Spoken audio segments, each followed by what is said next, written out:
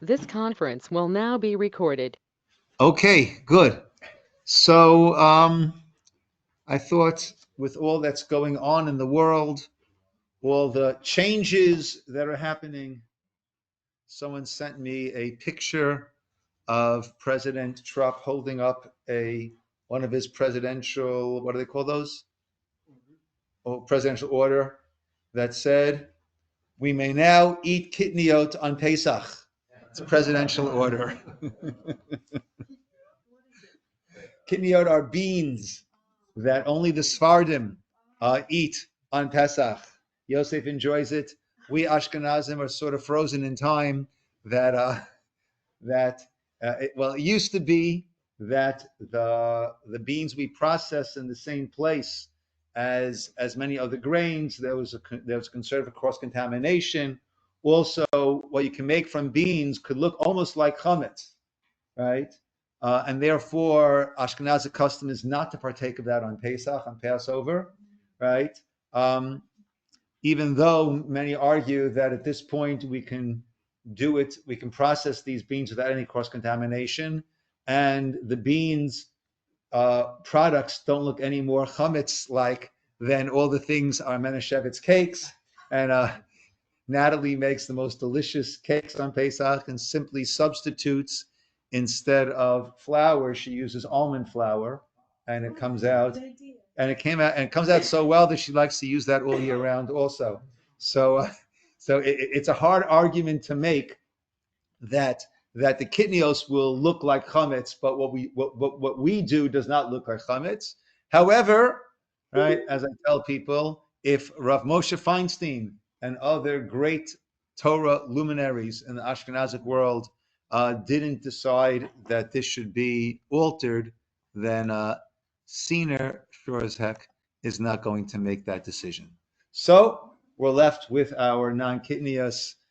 Even if there will be a presidential order, I don't think that would change our custom, though many would wish it would. But with all that's swirling in the world, all that's going on, I thought it would be very timely to touch upon, to learn through the Shema, which I like to call the Jewish Pledge of Allegiance. What it's about, what it means, why it is structured the way that it's structured.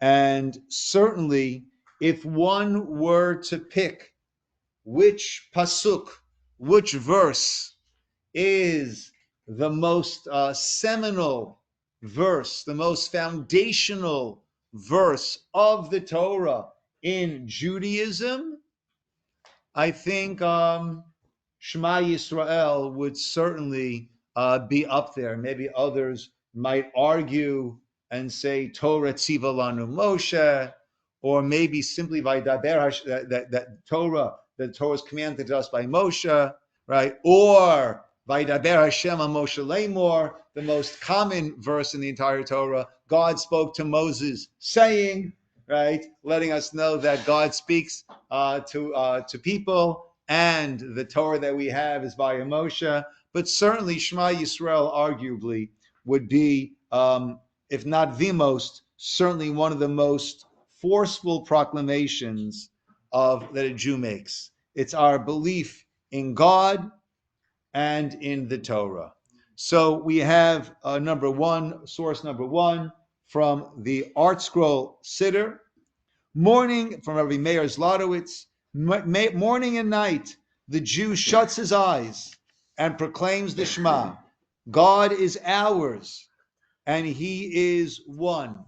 Now, when we say God is ours, we're not excluding. Judaism is very careful that it is not, it is both particular and it also is general. Meaning, our understanding is there is a unique relationship that God has with the Jewish people. At the same time, he is universal. He is the God of the universe. And therefore, every human being, he is the God to every single human being, right?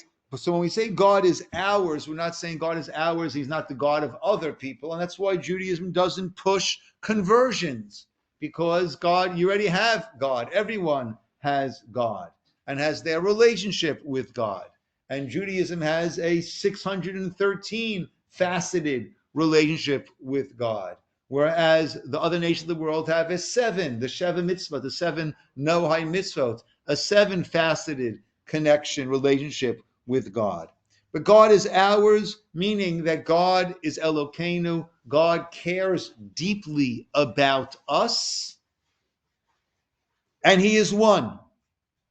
Life's most meaningful moments are punctuated with the Shema, when He dedicates His new day and surrenders to helpless sleep in the unknown night, beginning the day, going to sleep at night. When the Jew prepares to read the Torah on the Sabbaths and festivals, opening the ark to take out the Torah, and we proclaim Shema Yisrael Hashem Elokeinu Hashem Echad. At the climax of Yom Kippur, right, the very end, we all cry out together Shema Yisrael Hashem Elokeinu Hashem Echad. And at the culmination of life, when one's soul leaves its earthly host, that is the time that one is meant to say the Shema. In the mezuzah, the Shema sanctifies his home. In the tefillin, it sanctifies intellect and strength, right? The tefillin sit, it's the shel rosh, the head tefillin sits on our head, right above that frontal cortex, right? That intellectually we are, and in it is the Shema, of course. And in it, right, we are intellectually accepting God. It's also in the arm tefillin, the hand tefillin, that's next to the heart, which is emotionally we are accepting God. And it's on our arms, which represent our actions, that which we do. And the idea is that we don't just talk the talk, we also must walk the walk, and we also put it into action. And God Himself thanks Israel, as it were, for declaring His uniqueness by means of the Shema, as though He becomes fulfilled through us. Meaning, there's a certain role that we are meant to play of bringing God into this world, and therefore God, so to speak, thanks us, right, for our proclaiming that uniqueness. Now, in the parsha this week, we have B'ni Bechori Yisrael. We have this pasuk, this verse that God proclaims the children of Israel as my son, my firstborn. Now, that is a strange way to describe us, right? Because the firstborn amongst other nations, well, other nations preceded us, right? We were enslaved in Egypt and we became a nation during that time period and the exodus from Egypt. So chronologically, we were not the firstborn. They weren't God's nation. They weren't God's nation. But everyone is a child. But we were the first to make commitment. Okay, so why would that make us the Bechor, the firstborn? That will make us, special, wonderful, devoted, but not necessarily firstborn. We're married. What were you saying, Allah? I already said that. I'm here? We made a commitment. Okay, but why but why will that make us, so that will make us committed. That will make us beloved. That will not make us the firstborn, necessarily. Firstborn is a fact. Either you're the firstborn or you're not the firstborn. No matter how committed a person might be to his parents, that's not going to make that person into a Bechor firstborn. Janet. But as the last line says, as He becomes fulfilled through us, we were the first to agree to become a light unto the nations. Agree. So we're the first light. We're not the firstborn. Oh, okay. Right? I thought it's kind of being an idiom or a metaphor, though. Well, we're the firstborn in that respect, that now we're going to okay. vote and okay, so good. So Rabbi David Foreman has a very, very nice idea on this. And Yossi, you want to say something? Okay, so he says, what is the role of a Bechor? Right? In other words, the Bechor of the firstborn, gets Pishnayim of the Nachla, gets a double portion of the inheritance. Right? The Bechor has a very special role. He continues the Oh, he is meant to take the values of the Father. of the Father and show how does that manifest in this new world, in this new generation. Because every generation has its own availabilities, opportunities, challenges. It's an ever-changing world. So the Bechor is the one who has the mission of taking the parent and showing how does that look in this new world. So that, he said, that is the exact role of Bnei Yisrael, the children of Israel. Taking the parent, taking God, and showing how is God meant to infuse this world. How do we take God and infuse that godliness into this world? That is, and that perhaps what he's referring to is that he becomes fulfilled through us. God wants to be not just the God of the heavens, but the gods of the heavens and the earth. How does that look? That's done through us. So even though we're not the firstborn, but we assume that role, which what a lot of you were leading towards. We assume that role of the firstborn. All I'm adding is that the firstborn's role is to take the parent and infuse it, show how it manifests in this next generation. Yes, Yosef. Isn't it open for a Christian to actually believe that there is physical manifestation, meaning that God can, create children in this world? Catholicism, right? What did he say? That according to Christianity, I would define that a little better. According to Catholicism, so then Jesus is God incarnate, so to speak. Yeah, but we don't necessarily follow it. Yeah.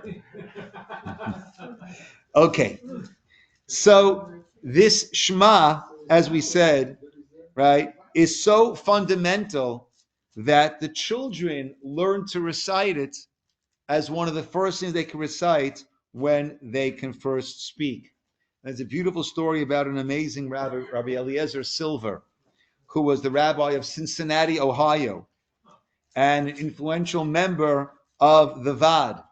And the VAD, this is at the end, the VAD was a certain organization, Jewish organization, that was doing whatever they could do to find Jewish kids who had been hidden during World War II with non-Jewish families, and to bring them back to as our precious jewels, bring them back to Judaism, to Jewish families. Actually, there's a beautiful story in the Hasidic Tales of the Holocaust of a Heller family who were being taken away, and they had a son, and they were close friends with a devoutly Catholic family, and they entrusted this child with the Catholic family, and the Catholic family put their lives on the line by taking this child in and treating him as one of their own, and hiding the fact that this was in fact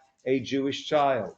And the parents left very clear instructions that if we don't return, here are family members of ours who live in the United States. Please return him. Our wish is that he be brought up as a Jew. And this family, I forget the name now, were In Poland. Yeah. I know, there was a movie. Yeah, their lives were on the line a number of times for this chesed that they did, and they grew to love this little boy as their own. And he would be sitting next to the parents every Sunday in church, and he knew all the songs, all the hymns, all the prayers, and it was becoming clear that the parents were not returning, and this woman was very, very conflicted, because in her view, right, the best thing for this child would be to baptize the child and make him into a true Catholic.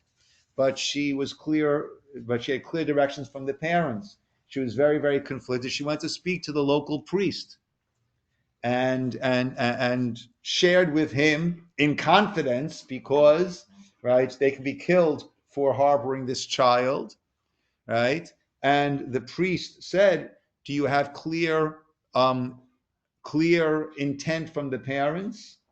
And she said, "Yes. We have envelopes with, addressed envelopes to family members abroad."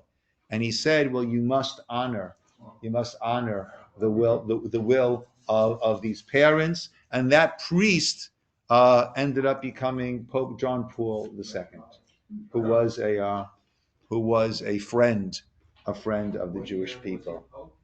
He was compared, yeah. I think it was in the 70s or even later than that. No. There was a movie when after the Holocaust, some kids were in monasteries. Oh, that's my story. Oh, okay. Okay. So Rabbi Silver was going around to these different monasteries around Europe, and he came to one in France, and he was met with hostility.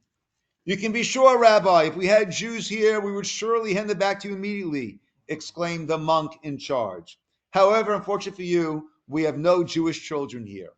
He was given a list of refugees and was told they're all German. The monk continued, "The Schwarzes are German Schwarzes. The Schindlers are German Schindlers. And the Schwimmers are German Schwimmers." My upstairs neighbor, who was a Holocaust survivor, was, when I lived in Israel, was Mr. Adon and Gveret Schwimmer. They're German Schwimmers. Rabbi Silva had been told that there were definitely close to 10 Jewish children in that hermitage and was not convinced. He asked if he could say a few words to the children as they went to sleep. The monk agreed. He returned later that evening with 2 aides.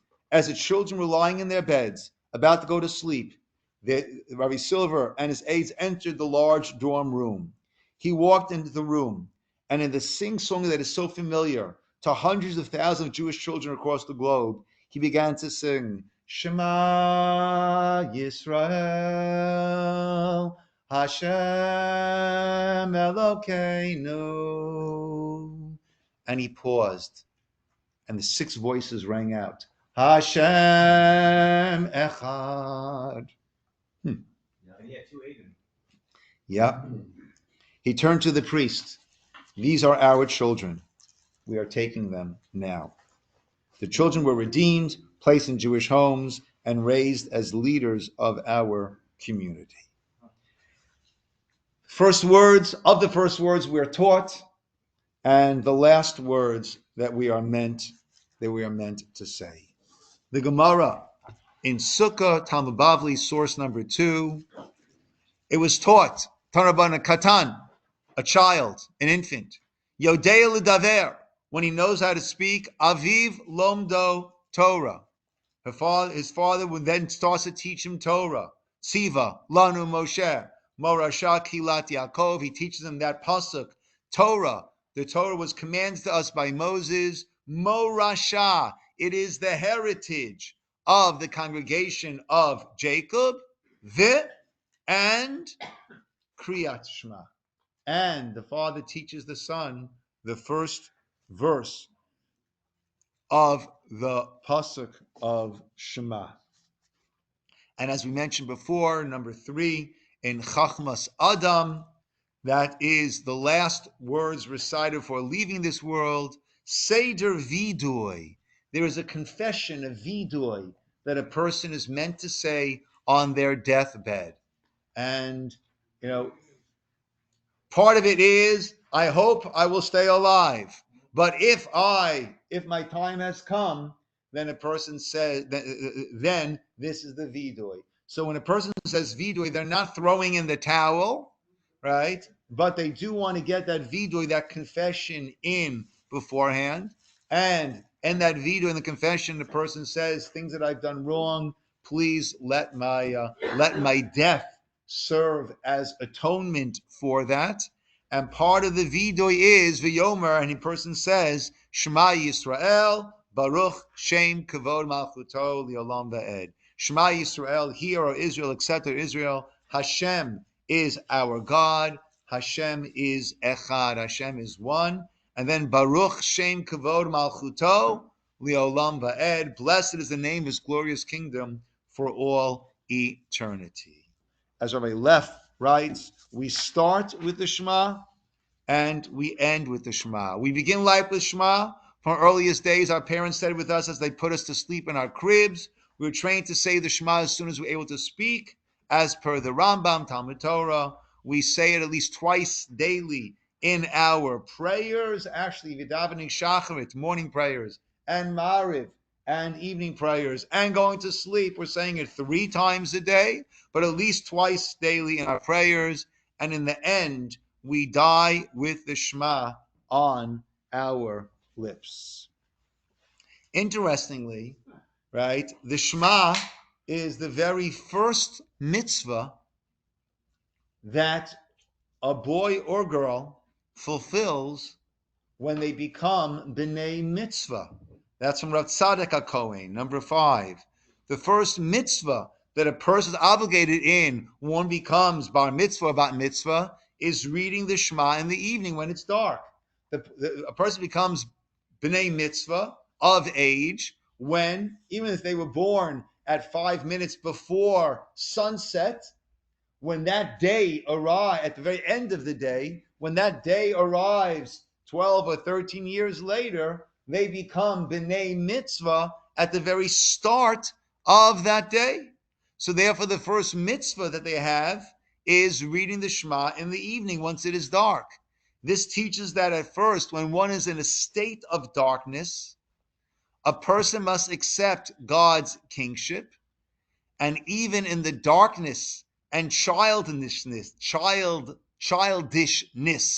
that 5 times fast, and without seeing God's actions. So we begin with the Shema with in the dark, meaning even when we are, as the expression goes, in the dark in terms of understanding all that which is going on in the world. And why would God do this? I've said many times, Rabbi Sachs explains beautifully that, again, in the parsha that we're reading, the Torah portion that we're reading these weeks, when Moshe says to God, when I go to the children of Israel in your name, what name should I attribute to you when I say that you spoke to me? And God says, Ehyeh asher ehyeh. Translated literally, I will be that which I will be. Yeah. And Rabbi Sachs points out very beautifully that with all the deeper meanings that are attributed to this, at its core, it is saying, you will not be able to predict me. And you are countless times going to say, for sure God is going to have these hostages released soon after they were taken October 7th. For sure, God, always, we're sure God will certainly, and we are often confounded because we know what we know and God knows what he knows, as we say in Haftorah on a fast day, Lo machshavotai, machshavotechem, right? My thoughts are not your thoughts. Your thoughts are very, very limited, myopic, tunnel vision. My thoughts traverse all time, all history. And therefore, we start the Shema at night. We make that proclamation when we are, so to speak, in the dark. That's our first mitzvah. As we become b'nei mitzvah, we are children, and without seeing God's action. But v'az sofo l'kaima. But in the end, we will fulfill it ba'osher, v'osher v'nahora diyamama, from a wealth of clear understanding, which is like the light of day, hasaga habrura. Ultimately, we will understand.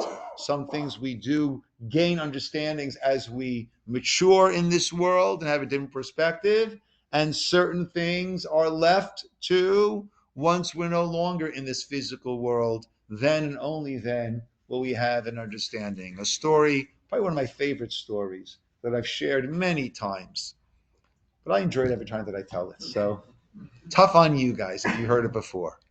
And that is of the rabbi who survived the Holocaust and remained a rabbi afterwards.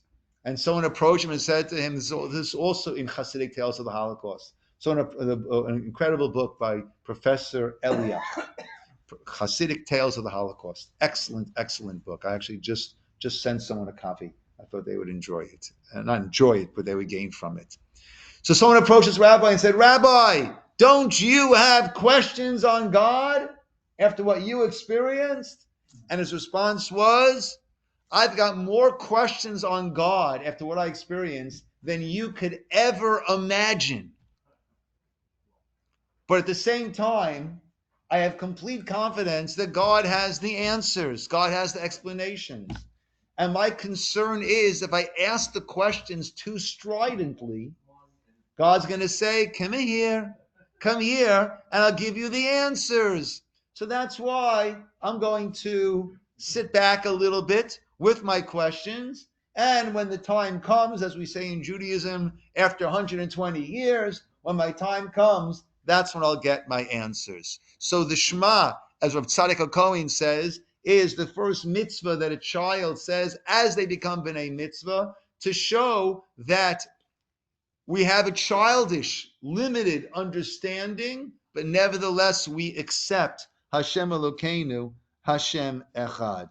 Darkness, night, that's compared to Olam Hazeh, to this world. That's when God's presence is not apparent. And that is when the child for the first time accepts this, recites the Shema, and accepts this. Okay, let's take a look at the order of the Shema as we say it. Because what is interesting is that the Shema, we have 3 paragraphs of the Shema, and it is plucked out from different parts of the Torah, not in the order that we find them in the Torah itself. Right? We have the first paragraph, which is in Devarim, Deuteronomy chapter 6. And we have the second paragraph that we say, which is in Deuteronomy chapter 11, right? And then the third paragraph is back in Bamidbar. Back in Bamidbar, is the English word for Bamidbar? Numbers, thank you. Back in Numbers, and that's the end of that whole parsha, or actually right before the end of the parsha, Shlach Korach. Yes, Yosef. Who decided on this picking those? Who decided on that? Yeah. So the Gemara is going to go through why we say it in the order that we say it, right? But that's an excellent point, and I like to. Let me speak about that for a couple of moments, right? People often say, "Oh man, the Talmud, right? All these rabbis do is argue. All they do is argue and argue and argue and argue." So I like to look at the very first Mishnah of the Talmud, right? Which is the first Mishnah in Brachot, the tractate named Blessings. That's of all Shas, all the tens of tractates of Talmud. The very first one is Brachos. And let's look at the very first Mishnah. And let's see what they're arguing about. And let's see what are they agreeing on and what are they arguing about. And you'll see that literally the tip of the iceberg doesn't properly describe what they agree upon and then what do they argue about. The first Mishnah begins, Me'ematai korin et Shema ba'arvin. From what time do we read the Shema in the evening, at night? To what time? At what time? Me'ematai, from what time? Right? What is the time to say it? Sundown. Right? So one opinion says that, so there everyone agrees from the time that the Kohen will go to eat their truma, basically from the time the start, from nightfall. From nightfall, not just sunset, but we need more than that. We need nightfall. Until when? One opinion says the first 4 hours of the night. Another opinion says midnight. Another opinion says the entire night. Now, as Yosef pointed out, from when do we read the Shema? What is the Shema? what is the Shema? What is the Shema? Everyone agrees it is chapter 6 in Devarim, part of it. Chapter 11 in Devarim. And another paragraph from Deuteronomy, from Numbers, from Bamidbar. How is it supposed to be pronounced? Everyone agrees, right? But the Torah doesn't have dots. How does everyone agree how to pronounce it? That we have passed down. Everyone agrees how to pronounce it. Where does one verse end and another one begin? It's not in the Torah. The Torah is just words, words, words. There's no pronunciation. There's no punctuation. Thank you. Oh, everyone agrees. Everyone agrees about it. How is it supposed to be sung? We don't have the musical notes, the trup in the Torah. Everyone agrees what the trup is. There might be different customs as how to sing that note. And that developed over time. But everyone agrees exactly what the trup is. So everyone agrees what the Shema is. Everyone agrees it's those 3 chapters. Everyone agrees it's in that order. Everyone agrees we have to read, that we have an obligation to read the Shema. Everyone agrees we have to read the Shema at night, and the next measure talk about, and in the morning. Everyone agrees that there is a start time and there's an end time. Everyone agrees what the start time is. But there are 3 opinions, which are actually 2 opinions, when it comes to the end time. We said the first 4 hours of the night, or is it midnight, or is it the morning? Everyone agrees it's based on the pasuk which says, these words should be on your heart, b'shach bicha, when you lay down to sleep. So everyone agrees that's the source of this din, of this ruling. The question is it when you're going to sleep, or is it when it is sleep time? If it's when you're going to sleep, then it's the first 4 hours. That's when people are normally going to sleep. Certainly in a non-electrified world, when I was running a camp in Israel, a boys' sleepaway camp, oh, is it great on an overnight. It got dark and they all conked out. There was nothing to do. I was like, oh, I should just camp out every night, right? Right? That's how it works. Actually, there's a sefer that someone once gave me that it numbers each pasuk. The first pasuk of Torah is number 1, and it then correlates the psukim to different years of the world. Fascinating.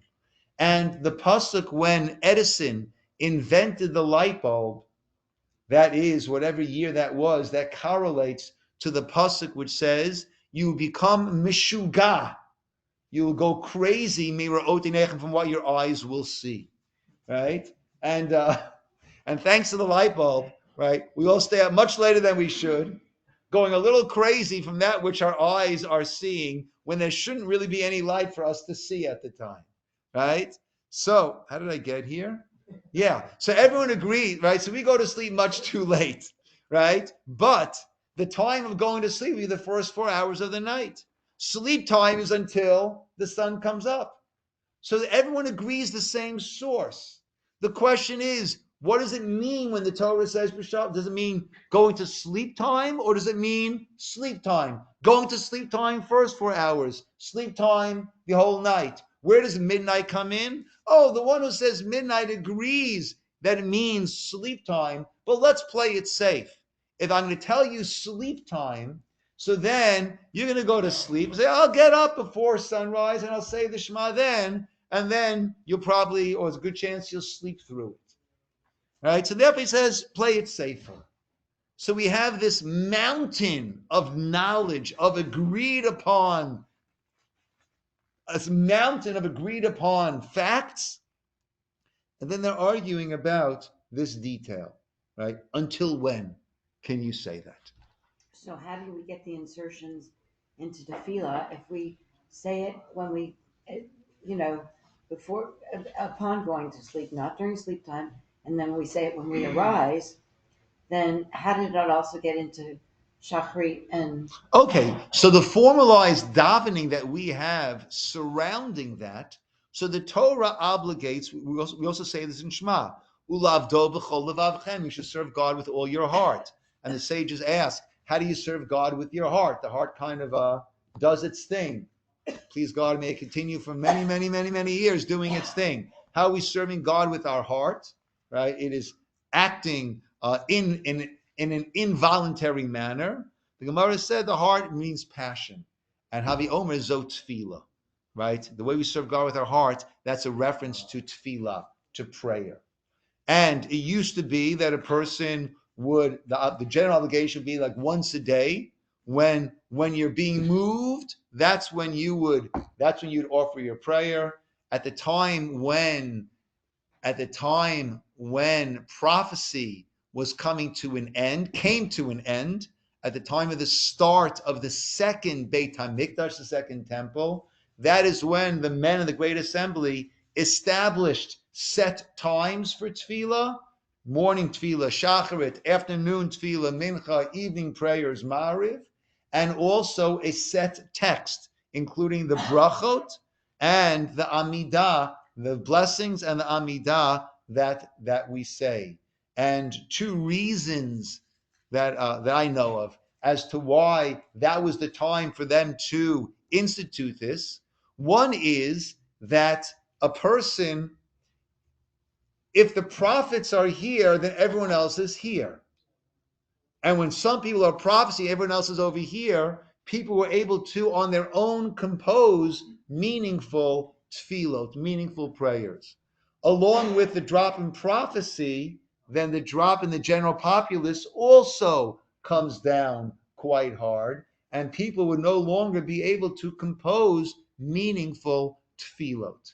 Therefore, they established the set tefillah, and we are meant to personalize it by adding in our own requests, our own issues that we each deal with in our lives and our days. But the structure needs to be composed literally by prophets. The men of the Great Assembly include people like Mordechai of the Purim fame and the last of the prophets, right? It's like I want to fly, okay, but I'm not an engineer. Okay, no problem. Just build your own aircraft and good luck to you, right? It's not going to work, right? But we have incredibly sharp engineers who are able to somehow make this thing that weighs thousands of tons, including my carry-on, right, go up in the air and make it across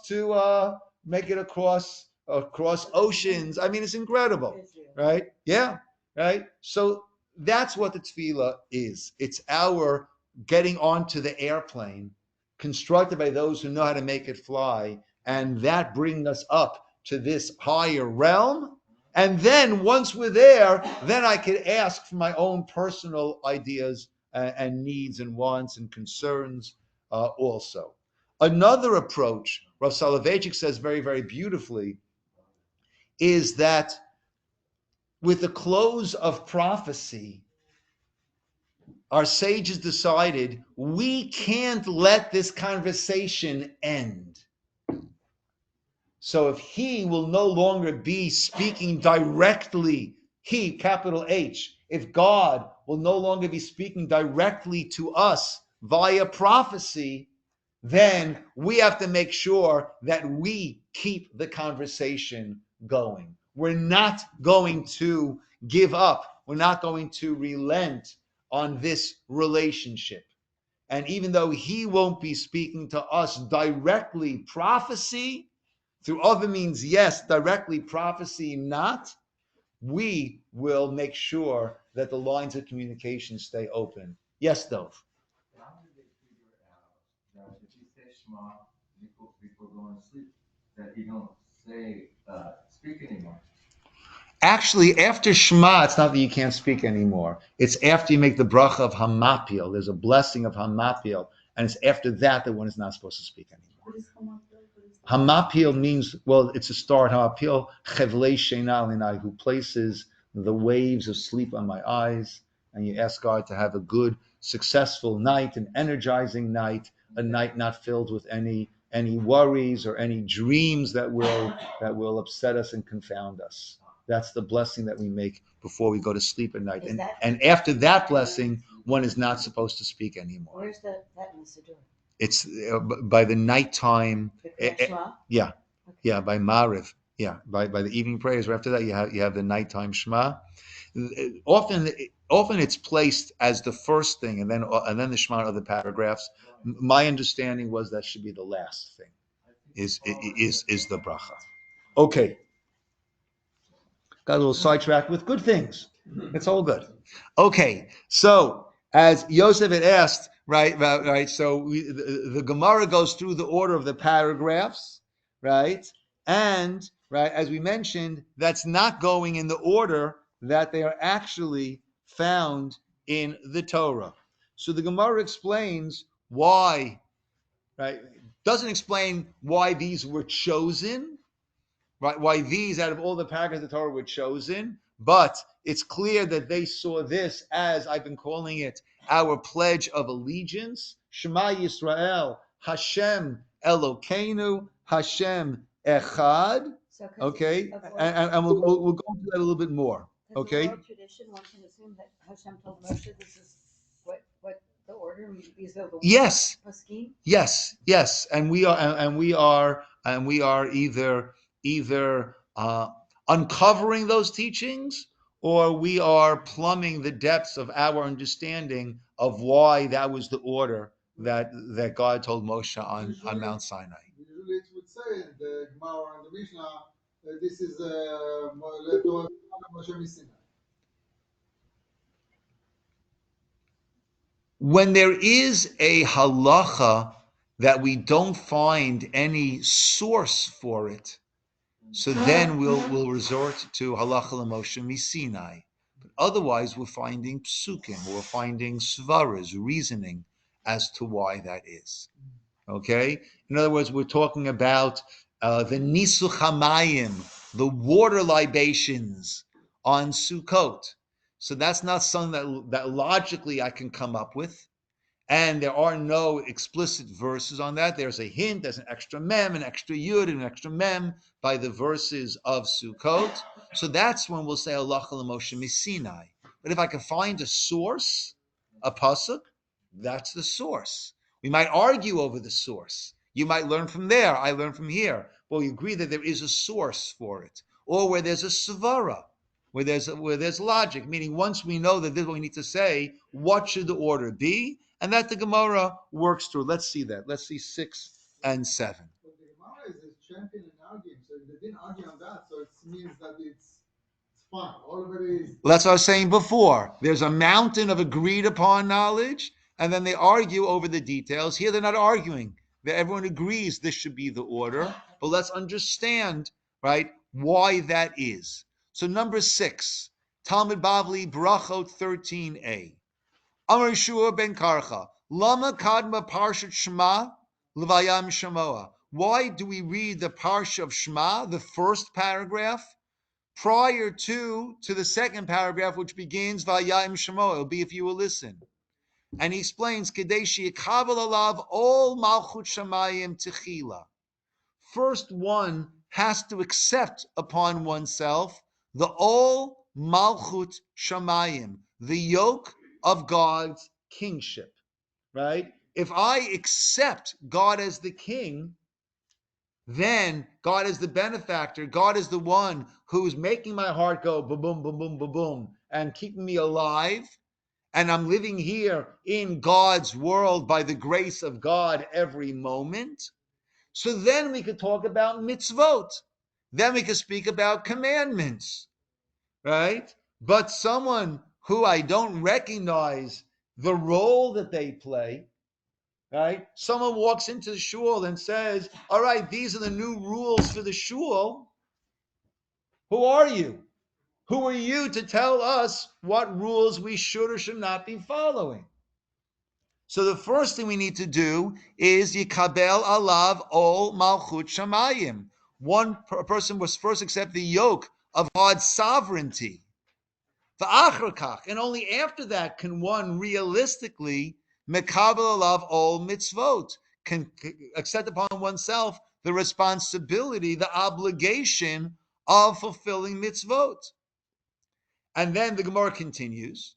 So that's why the Shema, which is accepting Shema Yisrael Hashem Elokeinu Hashem Echad, will come before the second paragraph, which will go more into specific mitzvot. Granted, the first paragraph also has mitzvot, mezuzah and Talmud Torah, learning Torah, the mezuzah on the doorpost, the tefillin, but it begins with accepting the Ol Malchut Shamayim, the sovereignty of God. V'hayam shamoa, the second paragraph, which is, and it'll be when you will listen, that precedes Vayomer, the third paragraph, which is actually earlier in the Torah, in the book of Numbers. Why? Shivayam shamoa noeg bein bayom uvein balayla. That speaks about mitzvot that apply both by day and by night. Mezuzah, Talmud Torah, both by day and by night. Whereas Vayomer, the third paragraph, Eino Noeg Ela B'Yom Bilvad. The mitzvah that introduces is the mitzvah of tzitzit. And at the end of Parshat Shlach, and that's one of the things that threw Korach off a little bit, right? That's the next parsha after Shlach. So that is the mitzvah of tzitzit, and the mitzvah of tzitzit is Ela Biyom Bilvad, only applies by day and not by night. So that's why we go in that order. Let's see the Rambam as he codifies this in his Hilchot, in his laws of Kriyat Shema. Okay? So what the Rambam did, the Talmud is filled with teachings and halachic rulings, and you have different commentators who will extract the halacha out from the Gemara, the practice out, and they'll have their writings on each tractate. So in order to get a comprehensive picture, you'll have to learn all the tractates and all the statements by this Rishon, this scholar on the entire Talmud, and then put it together. The Rambam, Maimonides, he codified it. Instead of writing on each tractate, what he did was he codified from wherever, and he has the laws of Kriyat Shema, the laws of Tefillah, of prayer, the laws of Shabbat. He brings from all around, and then having it in a very organized fashion. That was the Rambam's incredible gift to us, and our Shulchan Aruch, our code of Jewish law, is based on that codification that he made, and many of the Rambam's rulings, though not exclusively. The Shulchan Aruch will often rule like other of the contemporaries of the Rambam. The Rambam writes, "Umakdimin l'kro Parshat Shema mnei sheyesh ba yichud Hashem." He says we start with the first paragraph of Shema because it contains in there the Yichud Hashem, the oneness of God. And we'll see this next week, I see already, but the main thrust of the Shema is accepting that the Elokeinu, which is the name of God that denotes judgment, justice, is Hashem, is the Yud Kei Vav Kei, is the name of God that connotes, that represents compassion, and it's all Echad. It's all one. Right? Our tefillin have that which hangs down, the right and the left, but it all right represents kindness, compassion, left represents din, judgment, and it all becomes intertwined in the kesher, in the knot of the tefillin. And that's how those two become all intertwined and come down in the manner that they do. But it is our accepting, and this is one of the most important things, I think, just for a Jew to live by, accepting that we're not going to understand. much of what goes on. That's Rabbi Sachs, Eyeh.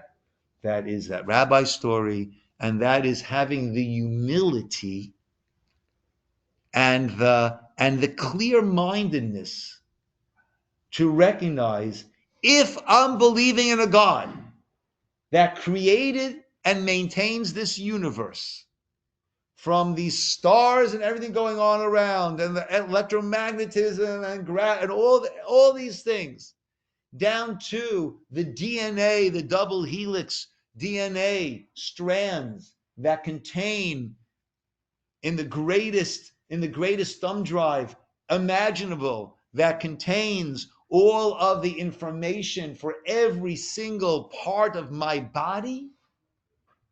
If I'm accepting that there is such a God, then if I think I'm going to understand everything that God does, I'm either an idiot or delusional. You pardon me.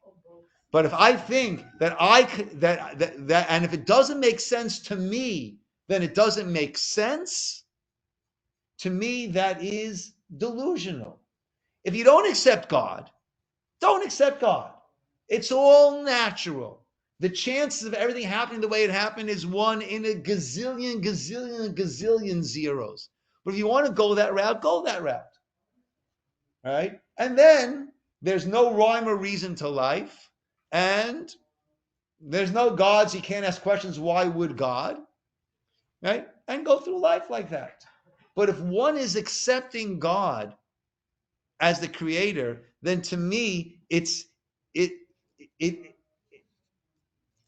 you can't possibly then say it all needs to make sense to me. And if it doesn't make sense to me, it doesn't make sense, and I'm going to push it aside. That's my little soapbox rant and rave. Okay, so the Rambam says we begin with the Shema. It has the Yichud Hashem. That is that unity, that oneness of God. The Ahavato, and the love of God. The Talmudo, and learning about God. Shehu ha'ikar hagadol, which is one of the greatest principles, that everything else, shakol talui bo, everything else depends on that. And so one of my talmidim, who's a Rabbi now also teaching, a wonderful person, he put it something very well, and I really enjoyed the way he put it. If one is not accepting the validity, the divinity of the Torah, then one is saying that it was a sham, meaning it was presented as that, but it's not really that, right? So if I'm 17 years old. I want to get into a place, but you have to be 18 years old to go in there. So what do I have? I got my fake ID. Okay, theoretically speaking, of course. I got my fake ID. Okay, so what do? I try to flash it and put it away as quickly as I can. The last thing I say is, why don't you really scrutinize this, right? You pick it apart. Spend time studying this, right? And here the Torah tells us that you should do exactly that. Study it. And the rabbis say the greatest mitzvah, equal to all other mitzvahs put together, is studying the Torah. So it tells you, examine it, toil over it, take out your magnifying glass, try to pick it apart. That's not what a scam tries to do. You want to make it as easy as possible. So it has in there to study it. Afterwards, Vaya'im Shamoa. Afterwards, you have Vaya'im Shamoa, and it'll be, if you will listen, Sheyesh Bat Tzivoy Al Sha'ar Kol HaMitzvot, where we're mentioning all the other mitzvot. Right? If you do all mitzvotai, V'asitim Otam, right? If you do all my mitzvot and fulfill them, and then we have the parsha of Tzitzit coming from Bamidbar, Shagam Hi Yesh Bat Tzivoy Al Zechir Kol HaMitzvot. That also has a mention of all the mitzvot, but the one that it speaks most clearly about is the mitzvah of tzitzit, since that is only a daytime, not a nighttime mitzvah. that comes. So you have the second and third parasha, which speaks about performing all the mitzvot, but this one contains in it mitzvot of day and night. And the third one speaks to all the mitzvot, contains within it mitzvot of day and not night. And hence, that is the order. Okay. So next week, we will continue. I will collect these, unless you want to take it home. But I will collect these and not print it out again next week. That's mine. And we'll go through, continuing more of the understandings in what it is that we are saying and why this becomes the most profound declaration of our allegiance to Hashem. Okay? Same topic, but we'll have fresh food next week. What was the last sentence that the children said after Shema Yisrael? And what was the last sentence? Well, then the children, how did they respond? No, he said Shema Yisrael Hashem Elokeinu, and they all said Hashem Echad. That's how they responded. Yeah. Okay. Yeshkoach, everybody. Thank you very much. Thank you for joining. Next week we will continue with the Shema. Okay. You're very welcome.